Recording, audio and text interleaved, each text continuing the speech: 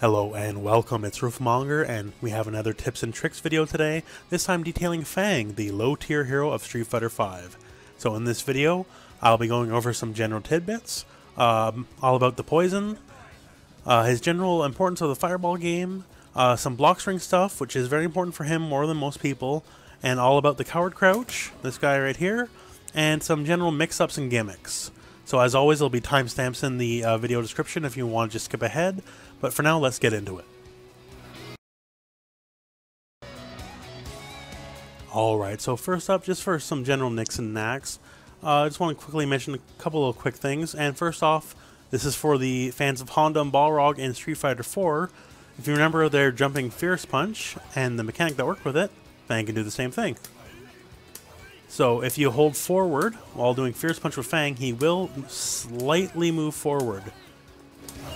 It is enough here. As you can see here, you can sometimes switch sides. So that's the amount of forward momentum you have. So if you're it's mostly for just gaining space while jumping fireballs. But it is just a handy little knick-knack to know. Next up is the fact that Fang does have an unmoving tick throw. And it's actually quite useful for him. Let me see here. We're going to set the guard all. It's a stand light punch. So it's extra useful because, you know, you can do it right after the coward crouch. And basically every time they block a stand light punch up close, they are in threat of being thrown, so keep that in mind. And next up, real quick, is the stab, the Satoja. So this move, 9 times out of 10, you're going to see it as a combo ender. Just 2 quick notes about it. The latter half of the active frames has a projectile hitbox, meaning if they're to throw a projectile, it will beat it, but it's only on the second half of the move. So if you do it as a reactionary thing to beat a fireball, you're going to get hit. So try to do a gas trap or something instead of that if you're trying to beat out a fireball. But the move is actually quite decent as a poke. So if you just look at the hard numbers, you'll see like -9, -10. Like that's death in most situations, right? But those numbers presuppose that happens here, right in their face. So this move actually has 8 active frames. So if you just hit someone at the very tip of the move, most of the active frames are already used up, and so it's only going to be like anywhere from like -1 to -3 probably. And at that range, there's no punish coming, so it's actually just kind of think of it as an extension of his buttons. So at this range, roughly right here, as long as you got charge, you can always threaten with a quick medium punch or a fierce punch if you're a little more sassy stab. And it's just a decent poke. It's only going to do about 40 damage, so it's not a lot. But it does apply the poison, so it is something. So now next thing, then we got a guy on the corner. I just want to mention real quick about his super. It's actually a really good get out of jail in that, say you're cornered and they block. As you see here, those poison balls here, they all have hitboxes, so it's hard to chase after them. So now a lot of characters do have like specific setups to be able to beat Fang's super in the corner, but do keep in mind it's not natural to think of, and you do have to actually learn the setup. So for most cases, especially because not a lot of Fang matchup knowledge around on the internet, doing super while you're cornered is, against a lot of characters, get out of jail free card. Now I wouldn't suggest being belligerent with it and just smash it, you know, when you have it. But it is something to keep in mind that with those poison balls dropping, it covers your trail, and it's really hard to get Fang to do anything really to him after that. And our final quick tidbit, and this is once again going back to Street Fighter IV, instant overheads as a rule are quite rare in this game, and you usually need a stab. You can't just do them raw. Fang has the easiest one and basically the best one in the game, in that he has a jump, medium kick, and it works just like old school Street Fighter IV instant overheads. You just jump and you do it, and it's a 2-hit overhead. So it is obviously better when you're standing. But you see here, even crouching foes still get some pretty good. You do have to be a little snappier on timing if they are crouching, but that's you know, the point of the instant overhead. But yeah, so when you're looking just for that last little bit of health, you always have the instant overhead to knock them out, and it's good because Fang doesn't really have any other overhead than that. So please make it a big part of your arsenal because you're going to need it. Alright, so next up, let's just talk turkey about the poison. It's kind of obviously his big thing, And frankly, it's not too great, but let's just go over it. Maybe you're watching a couple months from now in Season 3 already, and Fang's the most overpowered character in the game, but for now, we gotta work with what we got. So, the base poison, over the full course of its lifespan, it'll do 50 damage. It works out to roughly 6 damage a second, and that's kind of the big thing. So you gotta do V-Skill, Stoja, Rabenda, they all apply the poison, and the idea is more just to frustrate people. If your opponent's smart, they're gonna not even react to being poisoned, honestly. But some people, they will choke under the pressure just seeing their life bar tick down a little bit, and that's kind of what you want to work towards. The true best use of poison is not so much the poison in and of itself, but the fact that when the foe guards and guards and guards, you know, we build up that gray life. And Fang's a bit better building up gray life than most, just because he has so many moves that are plus on block. But while that poison's on, the gray health can't regenerate. You see here? It's going to run the whole course. And now it can only regenerate after the poison's run out. So it's one of the best uses of the poison is to make sure if they got a decent amount of gray life built up, just poison them. And then you don't have to be keep the pressure up to keep that gray life up. You just got to keep the poison on them, and the gray life will just stay there and stay there and stay there until you can deal with it. And when you get that hit in, you know, that's great, you got all that gray life, but it's basically a lock on the gray life. As long as they're poisoned, that gray life isn't going anywhere, so you can just really build it up and build it up. Now I do want to briefly talk about the fireball game. So as you probably know, each punch is a different travel arc of a fireball. So light goes very close, fire goes far. One of the main things you want to do with this is one of the Fang's best qualities is you can say it's never not his turn. Even if you block his stuff, he's probably plus. And when you get pushed out, you can do something like upshot with a light punch. And if they want to hit a button afterwards, well, they're going to get tagged again, and you can just hit him right back and keep going. So it's very good to create pressure, and just in case you are not aware, you can cancel the recovery of any of the shots into EX slide, like this. And you can cancel the recovery of EX shot into regular slide, like this. So if you're in a full screen zoning situation, for example, say, you know, he's tossing booms, that's actually one of the best things for you, because you can just do this, then cancel it into the EX slide. And see here, it's a natural combo. We have counter hit turn on, but it really wouldn't matter either way.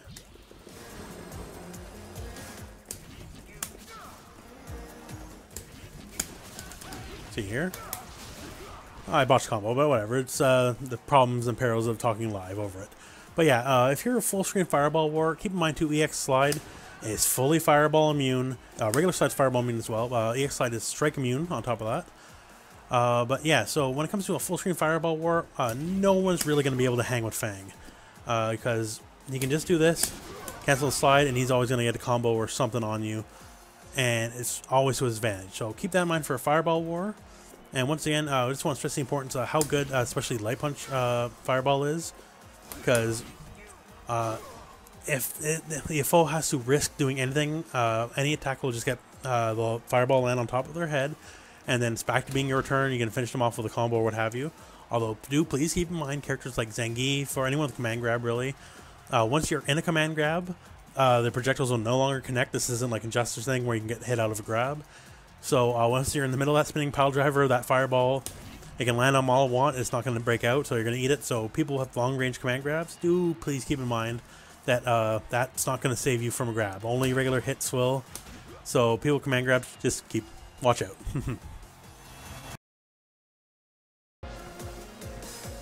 Now, next up, I'd like to mention what is perhaps his most important offensive maneuver, which is the coward crouch kicks, which is this guy right here. So, as you see here, as part of the coward crouch, you go quite low to the ground, and that means a lot of maneuvers will go straight over your head. Even some crouching moves, like a crouching medium from even, say, a guile right here, could go right over your head as you approach with this.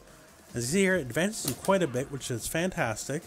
The move, as long as you are, you know, not too far away, you will always get a combo from it on connection, which is another fantastic property of it.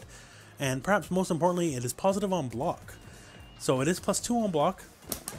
So if we do that here and say we did stand jab as a true 3-frame trap, and as we mentioned too, that stand jab's an unmoving tick throw, So if you did exactly that, they still got to worry about getting thrown.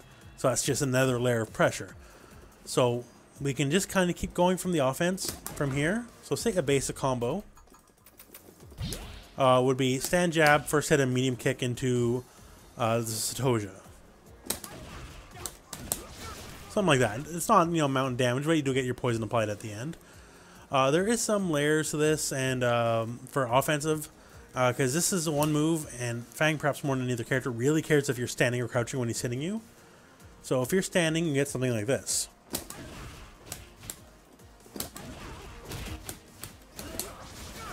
So as you see here, that's quite a bit more damage than the other combo we did here. That's actually his most damaging combo. Kind of sadly enough, even a full jumping combo does not do as much damage as that. See, here's 2 points less. So you can get standing combos, crouching combos. There's a companion combo guide video. Please check that out for more details. But yeah, a lot of your offense is going to be based around this guy. The fact, you know, if it hits, you get your combo, and if not, it's kind of never not your turn. As soon as, like, say, you leave one gap in a string or for blocking, you just go right back into it and you just keep going in. And Fang, pretty much more than anyone else, can just constantly just steal turns from the enemies and always be plus. And that is a fantastic and huge part of why that is. Now, as sort of a companion piece to what I just mentioned about the crouch kicks, since he has so many things that are plus on block, you want to kind of figure out your block strings. And kind of the main part of a block string is either you want to safely set yourself going back into the crouch kicks, or perhaps putting a poison gas trap right in front of their face. So just an example, say you went for coward crouch kicks, and you're fishing for the standing only combo. So, you know, blocked, oh well. But say you do have quite a bit of hits in the meanwhile, so you kind of assess, like, you know, they already blocked. So say we switch up our combo just a little bit once we've already learned they're already blocking. So right here, we managed to do a different block string. We changed up, so we still did the stand leg kick and that as normal, but by then we had 4 hits blocked, so we can kind of tell, okay, nothing is going in. So we space ourselves with the crouch light punch, and then go for the first hit of stand medium punch, which is special cancelable. The second hit is not, and go to the medium punch the medium kick gas trap. So right here we ended off, and the foe is now effectively paralyzed. They cannot move forward with that right in their face. So you kind of, you know, take your offensive turn again. So from there, you can just kind of go for another crouch kick. Maybe you want to walk forward and try to, you know, just throw him. And keep in mind too, his shimmy game is top tier, even though he is low tier in the end, because that stand roundhouse kick, which is also plus on block, moves you forward quite a bit. And it's long, even the second hit connects, you still get that crouch medium punch follow up afterwards. So just to quickly walk forward, walk back, and then shimmy with the stand roundhouse is a fantastic thing for shimmying. But yeah, so think of and that's not the only block string you do. I'm just trying to open up possibilities here. But once you already have assessed, okay, like your combo's not getting through, they're blocking. Just like, that's a quick example of like, okay, we're going to set himself up with the trap in front of him. Maybe we just do like first hit real quick, then go right back into it. Keep trying to steal turns and always keep the pressure on. Because that is Fang's strongest point. If you try to spend most of the round keep away and just, you know, like throwing stuff, like that's good every now and then. And maybe against like some of the bigger characters, that's more of the preferred game plan. But his true strength is he can almost keep a non-stop offense on a lot of people, and eventually you're going to catch someone breaking. And that's where strength lies. So a good block string is a good part of that, just because you kind of get to keep the pressure going and go from there. And now for the fun stuff, the mix-ups and the gimmicks. So this, what I'm going to show you here is not meant to be an exhaustive list of everything that's possible, but just rather to show you what is possible. And some of you can add to your repertoire, and there's some more stuff you can obviously figure out once you understand how some of the basics of it work. So one of the favorite ones, which was a classic in Season 1, disappeared because of the nerfs in Season 2, which he didn't deserve, and kind of came back with the Season 2.5 patch. It's this one right here. So this one relies on, and once again, since we mentioned the block strings, do whatever you need to do just to get to the tip of crouch medium punch. Right here, this guy right there. So if you do the tip of crouch medium punch, and you cancel into EX Fireball. So once again, as we mentioned, we can slide cancel the recovery of EX Fireball. So if you're at the tip of that, you can cancel into medium kick slide to stay in front, or fierce kick slide to switch on the other side. So what you want to do here in essence is pick a side, and generally against the first time you're fighting someone, you should always go for the cross up just to establish it. But you pick a side. You want to hit crouch like kick to keep them locked in place, and then the second hit will hit them in the head, and you go for your stand fierce kick combo. So just to show you.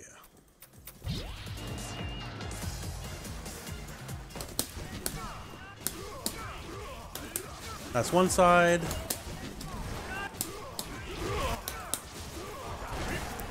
And that's kind of all there is to it. So once again, that crouch light kick on top, getting you more damage. It's just to keep people locked in place. So by the time they're ascertaining left or right mix up, either they block or get hit by this and keep going from there. And worst case scenario, you get blocked, right? They're still eating this, which means you're still plus, and you keep going from there. So that's fun little mix up number one. Now this next one here is about as gimmicky can get, but it's still useful, and it can still steal your rounds you probably shouldn't have gotten otherwise. So as you know, stand fierce punch is a crush counter, and you can go stand fierce punch, slide, and stand fierce punch again, and it's a natural combo.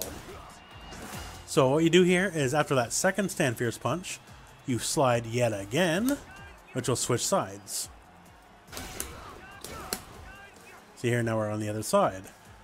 So at which point you can go for like stand light kick into medium kick or whatever, any kind of low into a combo or whatever have you, a throw attempt perhaps.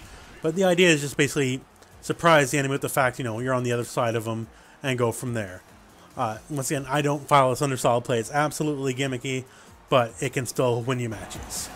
Now this one's a bit more specific. It precludes that you're doing the coward crouch bread and butter combo in the corner, the standing only one. So you can either do this, normally, or perhaps after the dizzy. It is still his most damaging combo, so you would go after it after a dizzy. And we're going to change that up. So normally it'd be something like, into stab and what have you. But instead we can change it up just a little bit. And see here, we're going to end with that poison gas trap, the fierce kick version, and it's right in front of their face. So we're going to do that and immediately jump over the head attack. And the attack is simply just to make sure they didn't jump or anything like that, just to keep in place. And they're going to switch sides immediately. And they're going to walk in, through no will of their own, they're going to walk into that gas trap because, we're taking up the corner space now. And you're going to go for that fierce kick.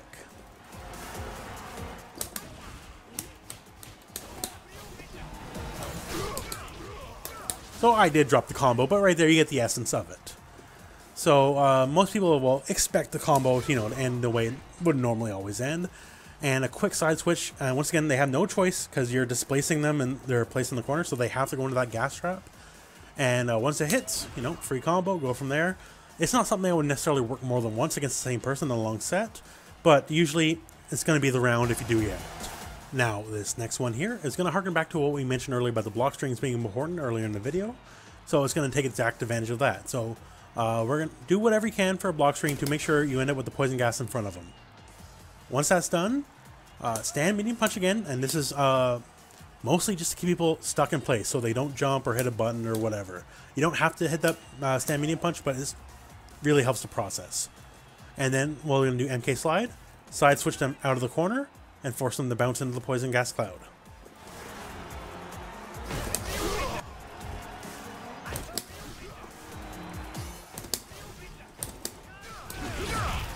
There we go. Botched it a little bit at the beginning there, but you get the idea. So once it's spaced perfectly enough that the gas cloud's in front of them, you just hit them with that slide after they block that. Or, they don't have to block, if they don't, free damage, right? But they're going to be displaced once again into the poison gas cloud. Meaning, at worst, they block and you're still massively plus in front of them, although unfortunately now in the corner, or they get hit and you get a combo. And now our final note here actually still, once again, leaves us in the corner, as that's where a lot of his best work is done. So, any combo that has that fierce punch into it, as you notice here, it moves them forward a decent amount. So, if you were to actually hit someone with the medium kick poison trap, you see here, there's no trap, the trap doesn't spawn, it just hits them and goes forward, right? So you're actually advantaged on block after that connects. and directly in front of their face if you cancel into it right after that Fierce Punch. So one thing to note is you can immediately throw them right afterwards. And most people are not going to be prepared for the speed of that throw setup. Because normally in between hits, it's Street Fighter V anyways, there's usually a smidge more time than that. So just once again, you are advantage on hit after that connects. So you can either, like at first, you definitely want to go for that throw attempt. Once they wise up to that, then, you know, hey, maybe go for, like, say, you know, a shimmy attempt. Walk back a second, then go for that fierce kick for the shimmy. But yeah, it's a... I guess it's gimmicky, but it's a very solid gimmick. There's not a lot of ways around of it. So you are obviously sacrificing some damage. So that medium punch or medium kick trap is not going to do as much damage as the usual poison stab or nothing. But it's just another layer just to get that last bit of damage, because honestly, Fang's damage is quite low. So reset opportunities like that are fairly key. So you're always going to keep your mind on stuff like that to get as much damage as you can. Alright, and that takes us to the end of our video. Thank you very much for watching. Just a couple quick notes before we end up the video proper. Fang's stand Fierce Punch, well, it's not as good, not as belligerent as, say, like a Urian or a Karen or nothing. It actually, I think, is one of the better crush counter buttons in the game. So it moves you forward a bit. So at the very worst, it's also very good at catching, like, whiffing other people's buttons. It's not positive or nothing, but it's only -2, so that's not too bad. And you can always get something. Like, say you're just fishing, right? At the very worst, you're fishing. Oh, you got something, you can always get a sweep, because the sweep has a fantastic range. So at the very worst, you're going to get another sweep. And if you're even a little bit closer, you know, you can get another one and go for the stabs. But yeah, it's just quite alright. And another thing too, his stand jab, it is not, it's 4 frames, so it's not, by virtue, cannot be one of the best jabs in the game just because it's not 3 frames. But it's really good for him. Like I said, it's an unmoving tick throw, which is always fantastic to have. And it counter hits into stand fierce, because his stand fierce is 7 frames. So it's, I think, tied for second fastest fierce button in the game. Only Cammy has a faster fierce button than Fang. So at 7 frames, that is really good for fierce. So a very basic hit confirm is now just that, counter hit confirm. Just stand jab, go for the fierce. And if it hits, well, you know, you actually got a good amount of time to special cancel into the stab, so just, you know, hold your back to get your charge while you're doing it. And if it's blocked, well, you're -2, and that's, you know, it's not ideal, but it's definitely not the end of the world. But anyways, so just a little bit of rant there. I quite like that button. So anyways, I hope this video found you well. I hope it helped you up your Fang game. Fang's very underappreciated, and, you know, maybe for a good reason. Honestly, he's kind of crap. But Season 3 is only a couple months away, and Fang's going to get those buffs. That's what I believe in my heart of hearts. Fang's going to get those buffs, and everyone who is a Fang doubter is going to be put to the sword. We're going to have a new Age of Fang, top tier, guaranteed, baby, guaranteed, top tier Fang. No, probably not guaranteed. But I think Fang's going to get some buffs, so, you know, learn Fang what you can now, so you can say you're not bandwagging when he's the best character in the game in Season 3. Anyways, I hope this video found you well. Thank you very much for watching. Go out and play some Street Fighter.